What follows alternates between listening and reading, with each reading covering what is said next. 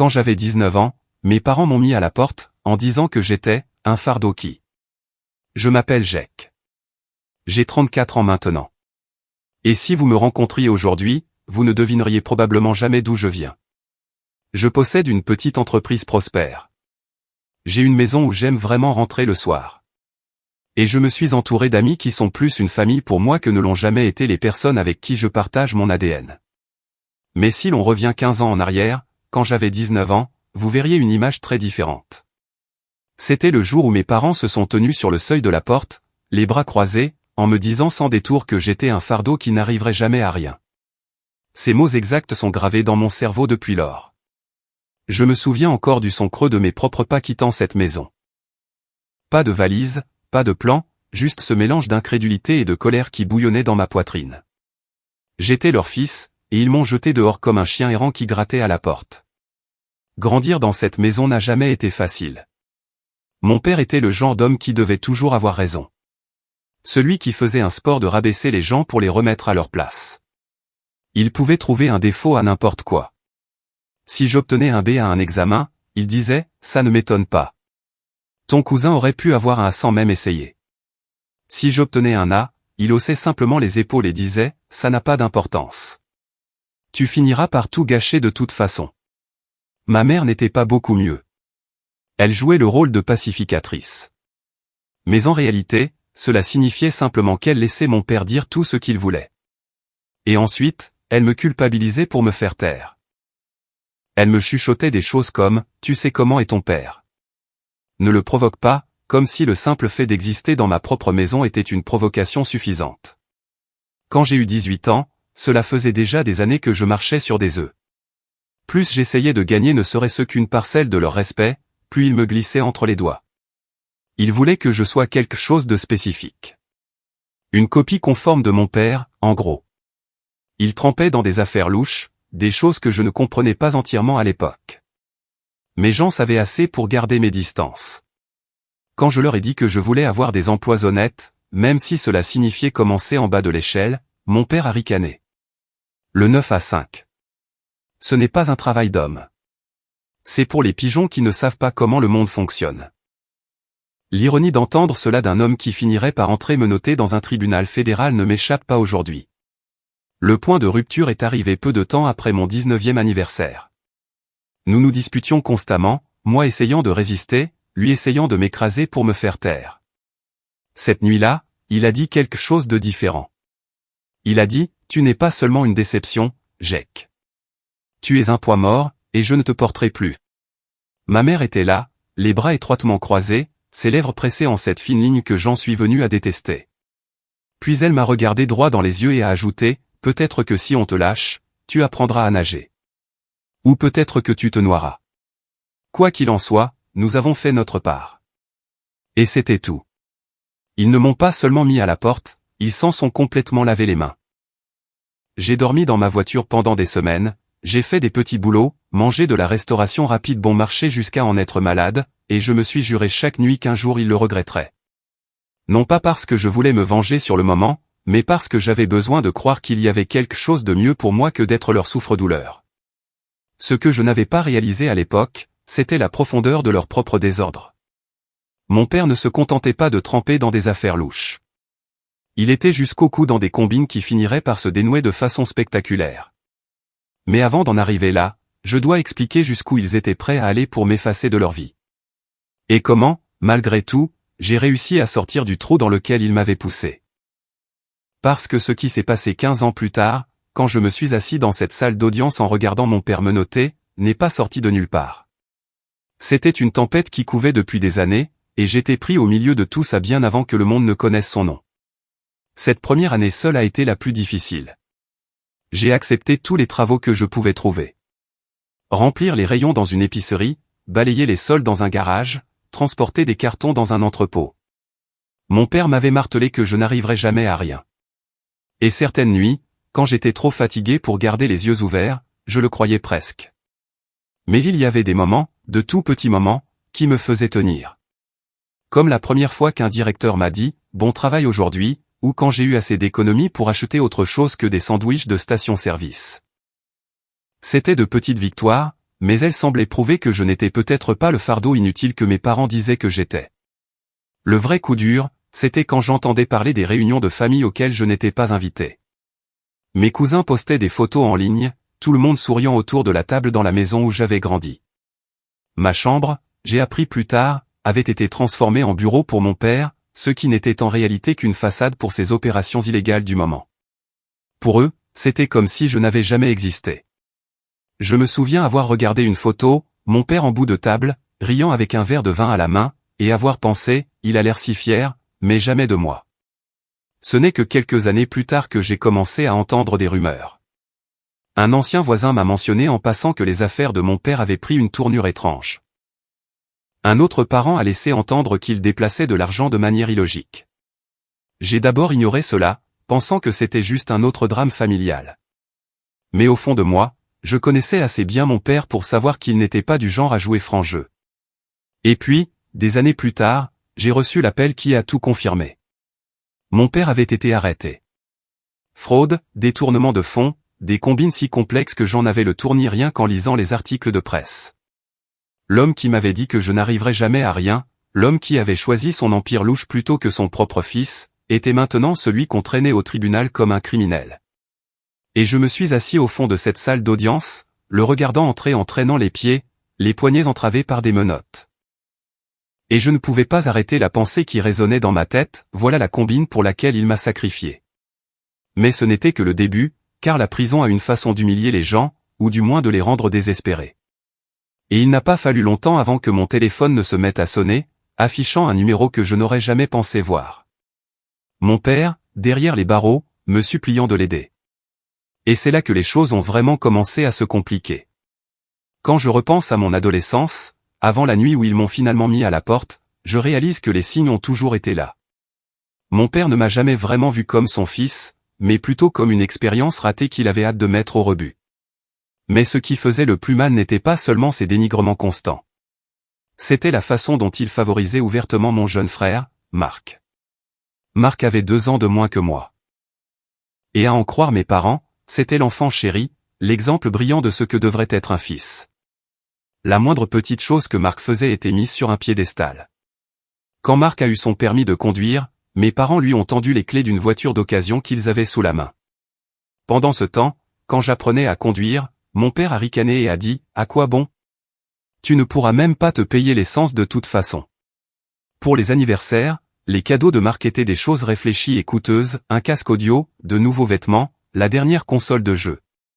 Mes cadeaux, quand il s'en souvenait, étaient généralement une simple enveloppe avec un billet de 20 $ à l'intérieur, comme s'il me faisait une faveur en gardant les choses simples. Le pire, c'est que Marc le savait aussi. Et il en jouait. Il me lançait un sourire narquois de l'autre côté de la table chaque fois que papa le louait. Il n'avait pas besoin de dire quoi que ce soit. Son regard disait tout, je suis le fils qu'il voulait, et pas toi. Maman avait sa propre façon de remuer le couteau dans la plaie.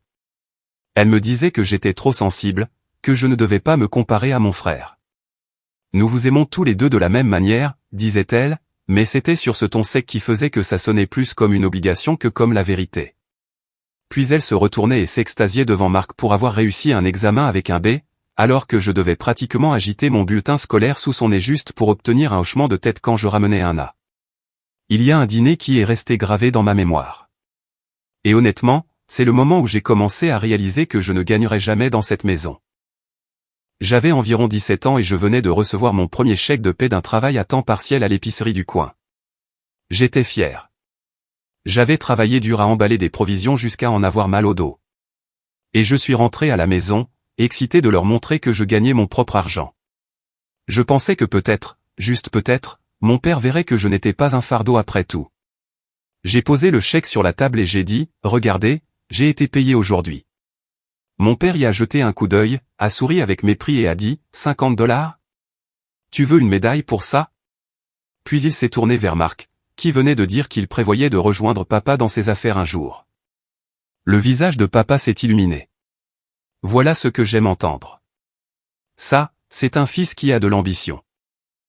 Je suis resté assis là, mon assiette intacte devant moi, les joues en feu pendant que le reste de la table riait avec lui. Ce chèque, la première preuve que je pouvais me débrouiller seul, est devenu le sujet de moquerie. Ce n'était pas seulement du favoritisme, c'était aussi de la manipulation. Mon père adorait nous monter l'un contre l'autre, Marc et moi, presque comme si cela l'amusait. Il disait des choses comme, tu sais, si tu ressemblais un peu plus à ton frère, peut-être que tu ne serais pas une telle déception. Ou il nous appelait tous les deux dans le salon et nous testait avec des questions ridicules sur son travail, louant Marc quand il répétait ce qu'il avait entendu et levant les yeux au ciel quand je disais que ça ne m'intéressait pas. La vérité, c'est que je ne voulais rien avoir à faire avec ça. Au fond de moi, je savais que le monde de mon père était pourri, et la dernière chose que je voulais, c'était de m'y faire entraîner. Mais la manipulation ne se limitait pas à la compétition. Il avait aussi cette façon d'agiter son approbation devant moi comme une carotte au bout d'un bâton. Une fois, il m'a dit, « Jake, si tu m'aides avec quelques petites tâches, je pourrais peut-être penser à t'acheter une voiture. » Les tâches se sont avérées être des courses pour livrer des enveloppes à travers la ville. Sans poser de questions. Je ne savais pas exactement ce qu'il y avait dedans, mais j'avais le pressentiment que ce n'était rien d'innocent. Quand j'ai hésité, il a explosé. « Tu veux être un homme ou pas ?» J'ai fini par refuser. Et à partir de ce jour, il s'en est servi comme munition. Chaque fois que nous nous disputions, il disait, « Tu aurais pu avoir une voiture. Tu aurais pu avoir une vie facile, mais tu étais trop faible. » Maman n'était pas innocente dans tout ça non plus. Elle avait sa façon de me faire douter de moi-même. Chaque fois que j'essayais de tenir tête à papa, elle me prenait à part plus tard et disait, « Pourquoi ne peux-tu pas simplement laisser tomber? Tu sais comment il est. » Ce n'était pas un conseil. C'était du conditionnement. M'apprendre que mon rôle était d'endurer, d'absorber, de maintenir la paix en me sacrifiant. Et quand j'ai finalement atteint mon point de rupture, quand ils m'ont jeté dehors à 19 ans, elle n'a pas versé une larme. Elle n'avait même pas l'air triste. Elle est juste restée là, les bras croisés, comme si elle avait attendu ce jour autant que papa. Des années plus tard, quand je pense à ces moments, je réalise à quel point tout était délibéré. Il ne me maltraitait pas seulement par habitude. C'était un choix, encore et encore. Chaque ricanement, chaque rejet, chaque fois qu'ils élevaient Marc tout en m'écrasant. Il ne s'agissait pas seulement de qui j'étais, il s'agissait de contrôle. Et pendant longtemps, je me suis laissé croire qu'ils avaient peut-être raison, que j'étais peut-être le maillon faible. Mais j'ai emporté ces souvenirs avec moi après qu'ils m'ont mis à la porte. Ils m'ont alimenté quand je travaillais de longues heures, quand je voulais abandonner, quand je me demandais si je serais un jour plus que le fardeau qu'ils m'appelaient. Et en reconstruisant ma vie seule, j'ai commencé à réaliser quelque chose. Leur favoritisme et leur manipulation n'étaient pas des signes que j'étais brisé.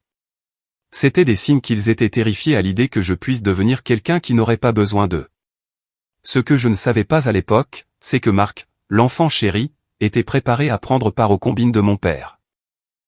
Et quand ces combines ont commencé à s'effondrer des années plus tard, la petite structure parfaite de ma famille s'est écroulée avec elle.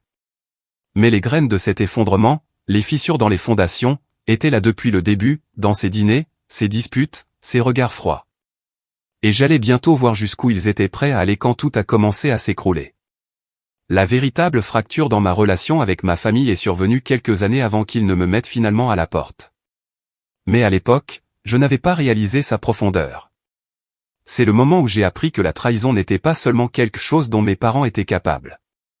C'était quelque chose qu'ils étaient prêts à utiliser comme une arme contre moi si cela leur convenait. J'avais 18 ans, j'essayais de faire profil bas et de finir le lycée. J'avais réussi à économiser un peu d'argent de mon travail à l'épicerie, mettant de côté quelques dollars ici et là avec le rêve de pouvoir peut-être les utiliser pour l'université. Je ne pensais pas à l'Ivy League ou à quelque chose de chic, juste une université communautaire, quelque chose pour me prouver que j'avais une chance de construire une vie en dehors de l'ombre de mon père. Ce n'était pas grand-chose, à peine quelques centaines de dollars. Mais pour moi, c'était tout. Cet argent représentait des heures à emballer des provisions, des mains couvertes d'ampoules à force de tirer des chariots, et des repas sautés pour pouvoir mettre un peu plus de côté. Un soir, je suis rentré à la maison et je suis allé vérifier la petite enveloppe que je gardais cachée dans le tiroir de ma commode. Elle avait disparu. Au début, j'ai pensé que je l'avais égarée, que je l'avais peut-être déplacée sans m'en souvenir. Mais quand j'ai demandé à ma mère si elle l'avait vue, elle s'est figée. Son visage ne trahissait pas grand-chose, mais son silence m'a tout dit. J'ai insisté, et finalement, elle a soupiré et a dit, « Ton père en avait besoin. » Je n'en revenais pas, en avait besoin. C'étaient mes économies pour l'école. Je tremblais, la poitrine serrée, ma voix se brisant d'une manière que je ne pouvais pas contrôler. Elle a juste haussé les épaules comme si ce n'était pas grave. Jake, c'est l'argent de la famille. Tu devrais être heureux de contribuer. Ton père a de plus grandes responsabilités que toi. Quand j'ai confronté mon père plus tard dans la nuit, il n'a même pas nié. Il était assis dans son fauteuil, feuilletant des papiers, et a dit nonchalamment, considère ça comme un investissement. Tu en profiteras quand les choses paieront. J'ai explosé. C'était mon argent. J'ai travaillé pour ça. Il a levé les yeux vers moi avec cette expression froide et amusée. Et j'ai travaillé pour cette famille toute ta vie. Tu penses avoir le droit d'amasser quelques billets pendant que je paie les factures? Tu devrais me remercier de te montrer ce qu'est la vraie responsabilité. Je suis sorti de la pièce en trombe, mais pas avant que Marc n'intervienne, souriant narquoisement depuis le canapé. J'imagine que tu aurais dû mieux le cacher. Il riait comme si c'était un jeu. Je peux encore entendre ce rire résonner dans mes oreilles. C'est la première fois que j'ai senti quelque chose se briser en moi. Ce n'était pas seulement le vol de mes économies. C'était le mépris total pour mes efforts, mes rêves, mon indépendance. Ils n'ont pas seulement pris mon argent. Ils ont volé la possibilité d'évasion à laquelle je m'étais accroché.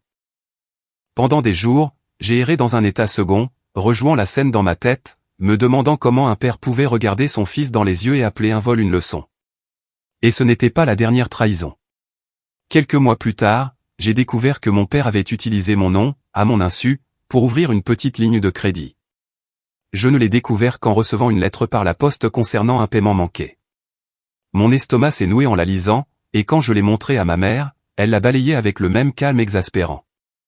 Ce n'est rien de grave. Ton père s'en occupe. Mais c'était grave. Mon nom, mon crédit, mon avenir. Il m'avait endetté sans même me le dire. Et quand je l'ai confronté, il m'a ri au nez. La paperasse, c'est de la paperasse. Ne fais pas comme si ça avait de l'importance. Tu n'as aucun avenir sans moi de toute façon. Cette nuit-là, je suis resté éveillé à regarder le plafond, les poings si serrés que mes jointures me faisaient mal. Ce n'était plus seulement de la colère. C'était un sentiment de trahison profond et brut qui me transperçait. Pour la première fois, j'ai réalisé que mes parents n'étaient pas seulement négligents ou durs. Ils me sabotaient activement. Ils n'essayaient pas de me pousser à être meilleur. Ils essayaient de me garder attaché à eux, brisé et dépendant, pour que je n'aie jamais la chance de leur prouver qu'ils avaient tort. Je pense que c'est à ce moment-là que j'ai cessé de les voir comme mes parents, de la manière dont les enfants sont censés le faire. J'ai commencé à les voir pour ce qu'ils étaient vraiment, des gens prêts à sacrifier l'avenir de leur propre fils si cela leur achetait un centimètre de plus de contrôle. Et même si je détestais l'admettre, cette trahison a planté en moi la graine de la distance. Une distance qui, lorsqu'ils m'ont finalement jeté dehors, a rendu le départ plus facile.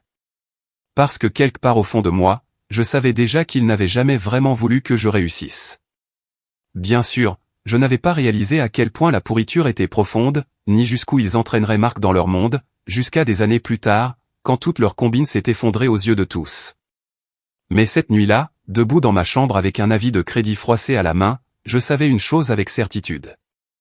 Ma famille n'allait pas me sauver. C'était d'eux que j'avais besoin d'être sauvé. Et bientôt, leur trahison allait devenir quelque chose de si grand, de si indéniable, que même eux ne pourraient plus le cacher. Après la débâcle de la ligne de crédit, les choses entre mes parents et moi n'ont plus jamais été les mêmes. Non pas qu'elles aient jamais été formidables, mais quelque chose a changé en moi. J'ai arrêté de discuter autant, arrêté de chercher des miettes d'approbation. Je vivais toujours sous leur toit, mais je me sentais plus comme un locataire dans une pension hostile qu'un fils.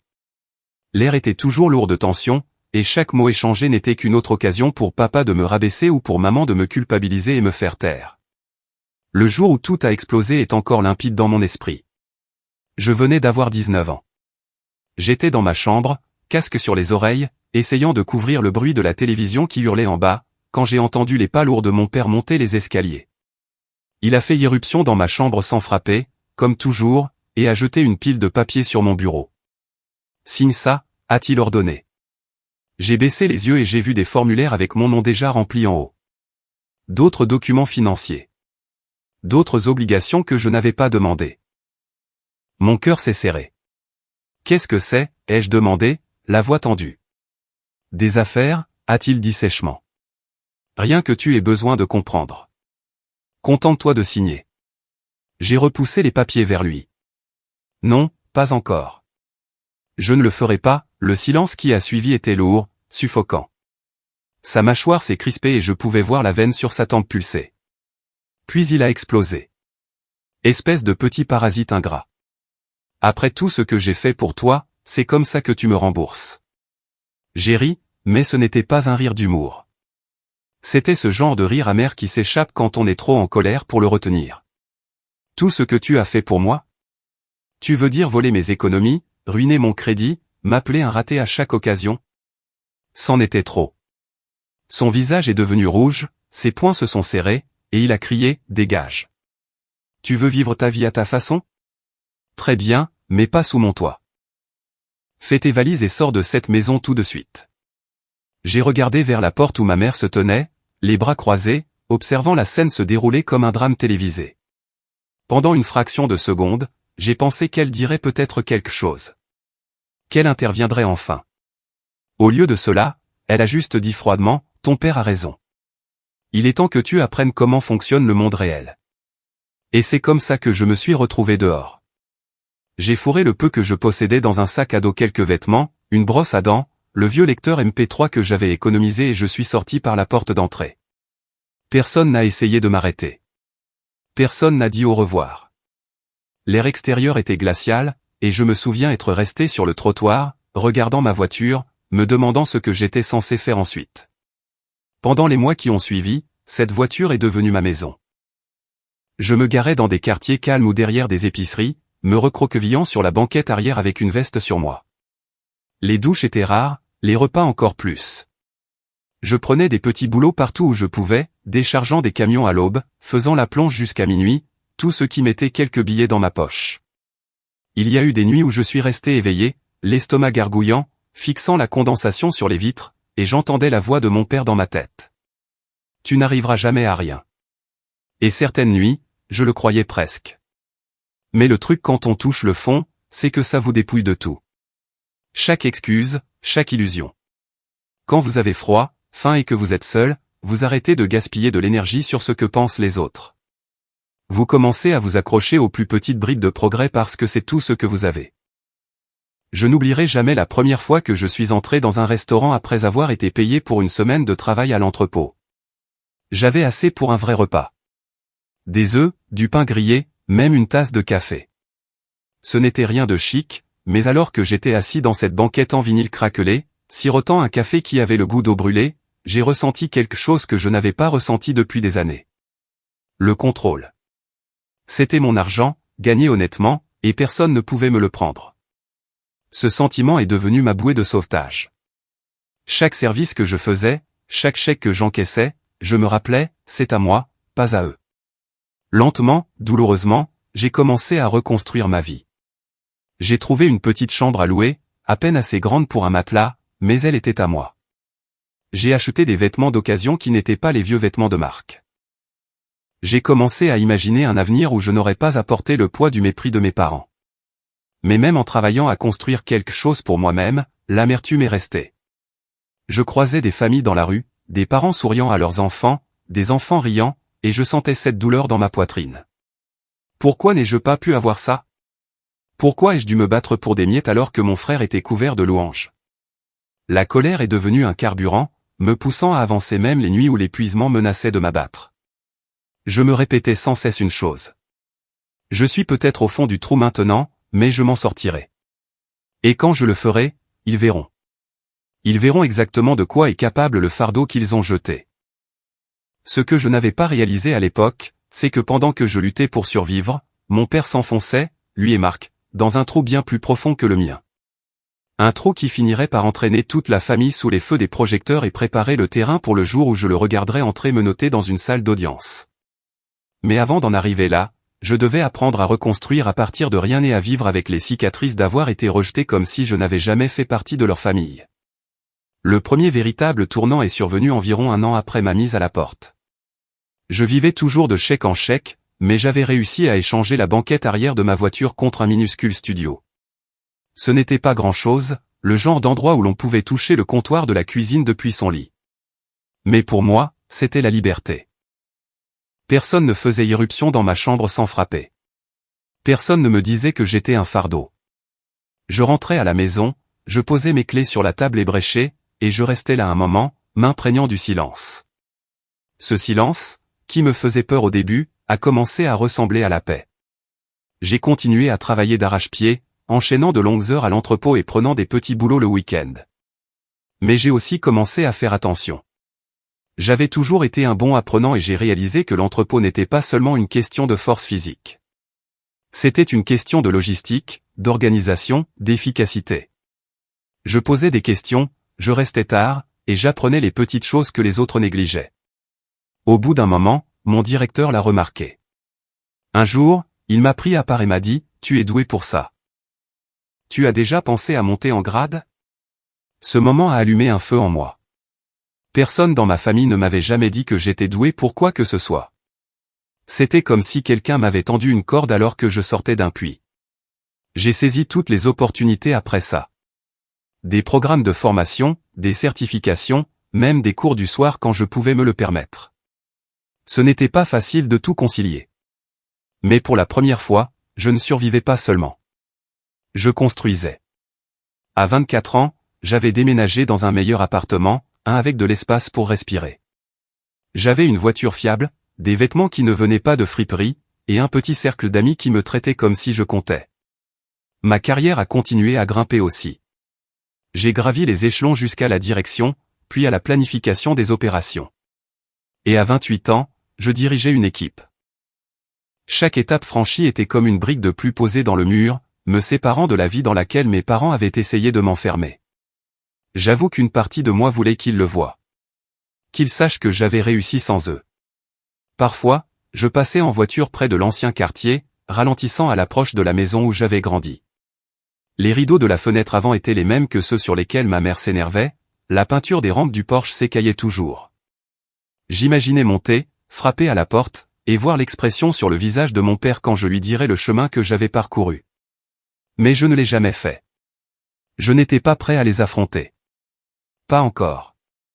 À cette époque, j'ai commencé à entendre des rumeurs sur ma famille. Au début, c'était de petites choses. Quelqu'un mentionnant que mon père était toujours en train de conclure des affaires ou que Marc semblait être son bras droit. Mais le ton que les gens utilisaient en parlant d'eux n'était pas de l'admiration, c'était de la prudence. Des mots comme « louche » et « douteux » flottaient dans l'air, et je ne pouvais m'empêcher de me demander si les mêmes combines dans lesquelles mon père avait autrefois essayé de m'entraîner n'étaient pas en train d'engloutir mon frère. L'ironie ne m'a pas échappé. Mon père avait passé des années à me dire que je n'arriverais jamais à rien parce que je ne le suivais pas dans ses affaires. Et pourtant, me voilà, grimpant honnêtement les échelons pendant que Marc s'enfonçait plus profondément dans le monde de papa. Je ne me sentais pas suffisant, exactement. C'était plus compliqué que ça. Marc et moi n'avions jamais été proches, mais il était toujours mon frère. Une partie de moi voulait croire qu'il se réveillerait et s'en irait avant qu'il ne soit trop tard. Pendant ce temps, ma propre vie continuait de s'épanouir. À 29 ans, j'ai sauté le pas et j'ai lancé ma propre petite entreprise de logistique. C'était terrifiant au début. Il y a eu des nuits où je suis resté éveillé à regarder le plafond, me demandant si je faisais la plus grosse erreur de ma vie. Mais toutes ces années de dur labeur m'avaient appris la résilience. J'y ai mis tout ce que j'avais, et lentement, ça a payé. Les clients ont commencé à arriver, le bouche à oreille s'est répandu, et j'ai réalisé que j'avais construit quelque chose qui était à moi dans tous les sens du terme. Le jour où j'ai signé le bail de mon premier bureau, je me suis assis seul dans l'espace vide, les murs encore nus, l'air sentant légèrement la peinture. Et j'ai pensé à cette nuit où j'avais 19 ans, debout sur le trottoir avec un sac à dos à la main et nulle part où aller. J'ai pensé aux mots que mon père m'avait crachés. Tu n'arriveras jamais à rien. Et je me suis permis de sourire, parce que je savais au fond de moi que je lui avais déjà prouvé le contraire. Mais le succès a une façon d'attirer les ombres du passé. Plus je grandissais, plus j'entendais parler des fissures qui se formaient dans l'empire de mon père. Des rumeurs d'enquête, des associés qui disparaissaient soudainement de la circulation. Des affaires qui tournaient mal. J'ai essayé de rester en dehors de ça, mais la curiosité a une façon de s'insinuer. Et quand j'ai finalement eu un aperçu de la gravité des problèmes, j'ai réalisé que la tempête qui couvait en arrière-plan était sur le point de s'abattre directement sur ma vie. Parce que pendant que je grimpais, tranquillement, construisant une vie selon mes propres termes, mon père s'était enfoncé, lui et mon frère, dans un trou si profond que même la corde la plus solide ne pourrait peut-être pas les en sortir. Et que ça me plaise ou non, ils n'allaient pas souffrir en silence. Ils allaient me ramener dans leur monde, un appel téléphonique désespéré à la fois. Le premier appel est arrivé un mardi matin gris, juste au moment où je me dirigeais vers le bureau. Je n'ai pas reconnu le numéro au début, mais quelque chose dans la longue suite de chiffres m'a retourné l'estomac. J'ai répondu avec hésitation, et c'est là que je l'ai entendu. La voix de mon père, crépitant au bout du fil. Jake. Je me suis figé. Cela faisait des années que je ne lui avais pas parlé. Mon instinct était de raccrocher, mais quelque chose dans son ton m'a arrêté. Ce n'était pas la voix forte et autoritaire avec laquelle j'avais grandi. Elle était plus faible, tendue, presque suppliante. « J'ai besoin de ton aide », a-t-il dit. Je n'ai pas répondu. Je ne pouvais pas. Les souvenirs de ses mots, de ses trahisons, de son mépris, tout est revenu d'un coup. Finalement, j'ai réussi à dire d'un ton sec, « Comment as-tu eu ce numéro ?» Il a ignoré la question. Je suis en prison. Ils m'ont mis ici comme une sorte d'animal. Tu as des ressources maintenant, n'est-ce pas? Une entreprise, de l'argent. Tu peux me faire sortir sous caution. Tu dois le faire. J'ai raccroché. Mais les appels ont continué, à chaque fois. Le même numéro, la même voix, le même désespoir. Parfois, c'était de la colère. Tu me dois bien ça. Parfois, c'était de la culpabilité. Je suis ton père. La famille n'abandonne pas la famille. Et parfois, c'était de la peur. Si je reste ici, Jake, je ne survivrai pas. Au début, j'ai essayé d'ignorer. Je me suis dit que j'en avais fini avec eux, que leur désordre n'était pas à moi de le nettoyer. Mais tard dans la nuit, allongé dans mon lit, je pensais à toutes les années où ils m'avaient rabaissé. Et une partie de moi se demandait si ce n'était pas enfin le renversement de pouvoir que j'attendais. Pour la première fois, il avait besoin de moi, et non l'inverse. À cette époque, j'en apprenais également davantage sur sa chute grâce à des collègues, des articles de presse, des rumeurs en ville. Fraude, détournement de fonds, montage financier si complexe que même les enquêteurs avaient du mal à les démêler. Et Marc, mon frère chéri, n'était pas seulement impliqué. Il était complice. Il était devenu le bras droit de mon père, répétant la même arrogance, le même dédain, mais maintenant avec ses propres empreintes digitales sur toutes les preuves. L'ironie était cinglante. Le fils qu'ils avaient rejeté avait grimpé honnêtement, tandis que le fils qu'ils adoraient s'enfonçait dans des sables mouvants. Mais ce qui m'a le plus frappé, ce n'est pas leur ruine. C'est ce que j'ai appris au cours du processus. J'avais rencontré un homme lors d'une conférence quelques années auparavant, qui avait travaillé comme enquêteur fédéral avant de se lancer dans le conseil privé. Nous étions restés vaguement en contact. Et quand la nouvelle de mon père a éclaté, je l'ai contacté. Autour d'un café, je lui ai posé des questions, non seulement sur les accusations, mais sur le système lui-même. Sur le fonctionnement des enquêtes, sur la détermination des peines, sur les leviers que les prisonniers pensaient avoir. Il n'a pas demandé pourquoi je m'y intéressais tant, et je n'ai rien dit. Mais je suis reparti de cette rencontre avec quelque chose que mon père n'aurait jamais pensé que j'aurais, la connaissance. La connaissance du fonctionnement du système, des ficelles qui pouvaient être tirées et des murs qui ne pouvaient pas être escaladés. J'ai aussi appris autre chose. Le cas de mon père n'était pas une simple fraude sanctionnée d'une tape sur les doigts. Il n'allait pas s'en sortir après 1 an ou 2. Les preuves étaient accablantes. Les témoins alignés.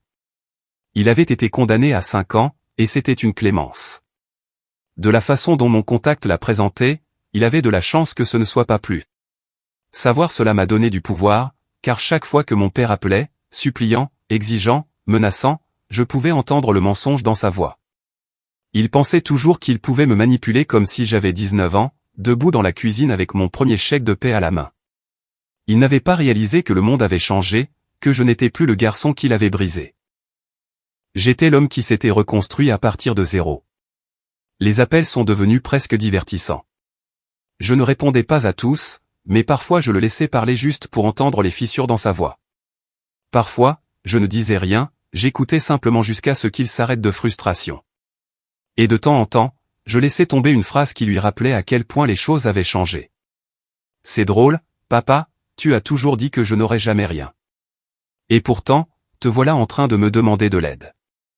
Ce que je ne lui ai pas dit, pas encore, c'est que je rassemblais toutes les informations possibles. Non pas parce que je voulais le faire sortir, mais parce que je voulais comprendre l'étendue de sa chute. Savoir exactement quel genre d'empire il avait échangé contre moi et à quel point il était creux. À ce moment-là, mon entreprise était prospère.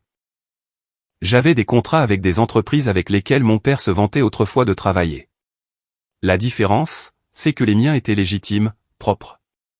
Chaque fois que je signais un nouveau contrat, j'avais l'impression de récupérer une partie de moi qu'ils avaient essayé de m'arracher. J'avais des employés qui me respectaient, des clients qui me faisaient confiance, et une réputation qui était à l'opposé de la sienne. Et pendant tout ce temps, le téléphone continuait de sonner. Son désespoir me rappelait que l'équilibre du pouvoir s'était enfin inversé. Il avait des menottes aux poignets et des barreaux entre lui et le monde extérieur. Tandis que moi, je détenais la seule chose qu'il ne pourrait jamais contrôler, le choix. Ce que je n'avais pas réalisé à l'époque, c'est que son désespoir ne ferait que s'intensifier, devenir plus laid, qu'il chercherait à me contacter par des moyens qui menaceraient de me ramener dans le chaos auquel j'avais échappé. Et quand il le ferait, je devrais décider jusqu'où j'étais prêt à aller pour m'assurer que lui et tout le monde comprennent que je n'étais plus le fardeau. Quand j'ai finalement décidé d'agir, ce n'était pas une décision impulsive. C'était des années d'amertume, des années où leurs mots résonnaient dans ma tête, et des mois de ces appels téléphoniques désespérés qui ont fait pencher la balance. Je savais que si je devais faire quelque chose, ça ne pouvait pas être impulsif. Ça devait être délibéré, intelligent, et surtout, ça ne devait laisser aucun doute dans son esprit que je n'étais plus le gamin faible et désespéré qu'il avait rejeté à 19 ans. L'occasion s'est présentée lorsqu'il a appelé un soir, la voix rauque et frénétique. « Jake, écoute-moi. Je ne peux pas rester ici. Tu ne comprends pas ces gens. » Sa voix s'est brisée en une toux. « Tu as de l'argent maintenant. Tu as des relations. Fais jouer quelques ficelles. Je te le revaudrai. » Je l'ai laissé divaguer jusqu'à ce qu'il soit à bout de souffle. Puis, calmement, j'ai dit, « Me le revaloir, papa ? Tu as déjà fait ton choix il y a des années. Tu m'as échangé contre tes combines. Maintenant, tu veux que je nettoie le gâchis dans lequel tu t'es noyé. » Il y a eu un silence. Et puis, la dureté familière est revenue. « N'ose pas me parler comme ça. J'ai construit cette famille. Tout ce que tu as, c'est grâce à moi. » C'est à ce moment-là que j'ai su exactement comment j'allais gérer la situation. Voyez-vous, à ce moment-là, mon entreprise avait décroché un contrat majeur avec un client que je savais que mon père avait autrefois tenté, sans succès, d'escroquer. Il me respectait parce que je faisais les choses correctement, parce que je dirigeais mon entreprise avec intégrité, la chose même pour laquelle il s'était toujours moqué de moi. J'ai décidé de jouer là-dessus. La fois suivante où il a appelé, je lui ai dit, « C'est drôle, papa. Je viens de signer un contrat avec Westbrook Logistique. Tu te souviens d'eux? Ce que tu te vantais toujours d'être sur le point de décrocher. » Je pouvais entendre le changement dans sa respiration. Il s'en souvenait. « Ce sont mes clients maintenant, » ai-je dit, la voix stable. Ils voulaient quelqu'un de fiable, quelqu'un qui pouvait livrer, alors ils sont venus me voir. Pour une fois, il n'a pas eu de répartie rapide. Le silence à l'autre bout du fil était plus lourd que n'importe quelle insulte qu'il m'ait jamais lancée. Mais je ne me suis pas arrêté là. Au cours des semaines suivantes, je me suis assuré que la nouvelle de mon succès lui parvienne. Des connaissances communes, de vieilles relations familiales. Je leur ai fait savoir à quel point je réussissais, et je n'ai pas lésiné sur les détails, les contrats, la croissance, le respect que j'avais gagné. Et à chaque fois, je savais que ça arriverait jusqu'à cette prison où il était assis, impuissant, à écouter les histoires du fils qu'il avait traité de bon à rien devenir tout ce qu'il avait juré que je ne serais jamais. Le coup de grâce de ma vengeance fut subtil mais cinglant. Il a rappelé, plus désespéré que jamais, en disant, « Jake, tu es mon fils. La famille se serre les coudes. S'il te plaît, aide-moi juste à sortir d'ici. » Cette fois, je n'ai pas raccroché. Je l'ai laissé parler. Je l'ai laissé plaider. Et quand il a finalement manqué de mots, j'ai parlé doucement. « Tu te souviens de la nuit où tu m'as mis à la porte? Tu as dit que j'étais un fardeau qui n'arriverait jamais à rien. Tu m'as fermé la porte au nez sans un second regard. J'ai fait une pause, laissant le silence s'étirer. Maintenant, la porte est fermée pour toi. Et c'est moi qui détiens la clé, mais tu ne l'obtiendras jamais de moi. Il a essayé d'interrompre, mais je ne l'ai pas laissé faire. Tu m'as beaucoup appris, papa. Tu m'as appris ce qu'est la trahison. Tu m'as appris ce que ça fait d'être rejeté. Et maintenant, tu vas vivre avec les conséquences de tes propres choix. Je ne te dois rien. Et puis j'ai raccroché. Ce n'était pas bruyant. Ce n'était pas tapa accent grave-l'œil, mais c'était la chose la plus puissante que j'ai jamais faite. Pour la première fois, je ne réagissais pas à son contrôle. Je définissais les termes. Ma vengeance ne consistait pas à crier, à claquer des portes ou même à me venger au sens dramatique du terme. Elle consistait à vivre ma vie d'une manière qui lui prouvait qu'il avait tort chaque jour, et à m'assurer qu'il le sache. Et à partir de ce moment-là, chaque fois que ses appels arrivaient, je les laissais sonner. Parce que le silence de ma non-réponse, était la plus douce des vengeances. Mais l'histoire ne s'arrête pas là. Mon père n'était pas du genre à accepter le silence avec grâce. Et à mesure que son désespoir grandissait, les moyens qu'il était prêt à employer aussi, entraînant Marc et ma mère plus profondément dans le chaos. C'est là que les choses ont pris une tournure plus sombre, et j'ai dû décider si leur couper les ponts suffisait, ou si je devais brûler le pont complètement. Les retombées sont arrivées plus vite que je ne l'avais prévu. Pendant des mois, j'ai ignoré ses appels, chacun plus frénétique que le précédent. Au début, ses messages étaient encore empreints de cette vieille arrogance, exigeant que je l'aide parce que la famille, c'est la famille. Mais au fil des semaines, puis des mois, son assurance s'est fissurée. Sa voix est devenue plus faible, plus désespérée, jusqu'à ce qu'il ne soit plus qu'un homme dans une cage, implorant la pitié. Mais mon père n'a pas été le seul à en payer le prix. Marc, mon frère chéri, fut directement aspiré dans le rayon de l'explosion des combines de papa. Les enquêteurs ne se sont pas arrêtés à mon père. Ils ont fouillé ses plus proches associés. Et Marc, qui s'était pavané pendant des années, répétant l'arrogance de papa, s'est retrouvé face à des accusations. Fraude, complot, complicité. Il avait été si occupé à jouer le rôle de dauphin qu'il n'avait jamais réalisé qu'il n'était aussi qu'un pion. Quand la nouvelle a éclaté, je me suis assis dans mon bureau avec l'article affiché sur mon ordinateur portable. Le titre hurlait sur le scandale familial, citant mon père et mon frère par leur nom. Je l'ai lu 2 fois, lentement, laissant chaque mot s'imprégner. Pendant des années, ils avaient étalé leur pouvoir sur moi. Et maintenant, leur nom était placardé sur l'écran pour que le monde entier les voie, non pas comme des hommes puissants, mais comme des criminels. Ma mère a essayé de me contacter une fois après la condamnation de Marc. Sa voix au téléphone tremblait, non pas de culpabilité, mais de sentiment que tout lui était dû. « Jake, tu dois comprendre. Ton père et ton frère ont fait des erreurs, mais ils sont toujours de la famille. Tu ne peux pas nous tourner le dos maintenant. » J'ai failli rire. Maintenant? Vous m'avez tourné le dos il y a 15 ans. La différence, c'est que j'ai construit quelque chose à partir des décombres. Vous avez choisi d'y rester. Elle a essayé d'argumenter, de me culpabiliser comme elle l'avait toujours fait, mais je ne l'ai pas laissé finir. Je lui ai dit ce que j'avais dit à mon père. Je ne vous dois rien. Et puis j'ai mis fin à l'appel. C'était la dernière fois que j'ai entendu sa voix. Les années qui ont suivi ont été étranges. D'un côté, une partie de moi pleurait ce qui aurait pu être. Une famille qui me soutenait, des parents qui croyaient en moi, un frère qui me voyait comme plus qu'un concurrent. Mais cette partie a diminué avec le temps, remplacée par un sentiment de clarté plus profond. Je n'avais pas eu besoin d'eux pour devenir qui j'étais. En fait, j'étais devenu qui j'étais parce que je m'étais libéré. La dernière pièce du puzzle est arrivée lorsque mon père a été libéré. À ce moment-là, ces 5 ans étaient écoulés, et l'homme qui est sorti de ses portes de prison n'était pas la figure imposante de mon enfance. Il était plus petit, plus mince, les épaules voûtées. J'ai appris qu'il avait essayé de reconstruire une sorte de vie, mais personne ne voulait travailler avec lui. Son nom était sali. Sa réputation ruinée. Il avait brûlé tous les ponts et découvert qu'il n'y avait plus personne pour le rattraper. Un soir, je quittais mon bureau quand je l'ai vu de l'autre côté de la rue.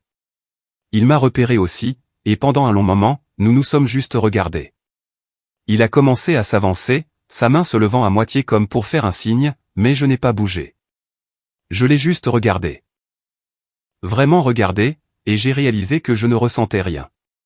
Pas de peur, pas de colère, même pas de triomphe. Juste rien. Je me suis retourné, j'ai déverrouillé ma voiture et je suis parti.